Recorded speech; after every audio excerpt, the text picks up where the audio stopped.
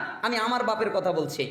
আমরা যখন মাদ্রাসায় আমি পড়াশোনা করতাম, বাড়িতে যখন আসতাম, তখন আমার আব্বা আমার জন্য দামি জুব্বা কিনে দিত, আমার জন্য দামি জুতা কিনে দিত, আমার জন্য দামি টুপি কিনে দিত, আমার ভাইদেরকেও তাই দামি দামি জামা কাপড় কিনে দিত, আমার মাকে দামি শাড়ি কিনে দিত, দামি কাপড় কিনে দিত।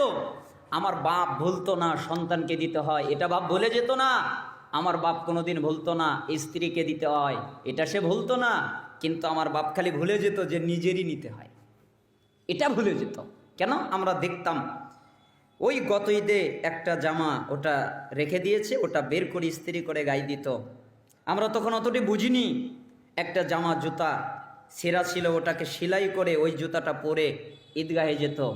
আমরা তখন বুঝিনি, কিন্তু এখন আমরা বাপ হয়েছি, এখন আমরা বুঝতে পারি পৃথিবীতে সবচেয়ে বেশি মায়া, সবচেয়ে বেশি মজা, সবচেয়ে বেশি যে ত্যাগ স্বীকার করে সে হচ্ছে বাপ। বাপের মতো ত্যাগ কেউ স্বীকার করতে পারে না।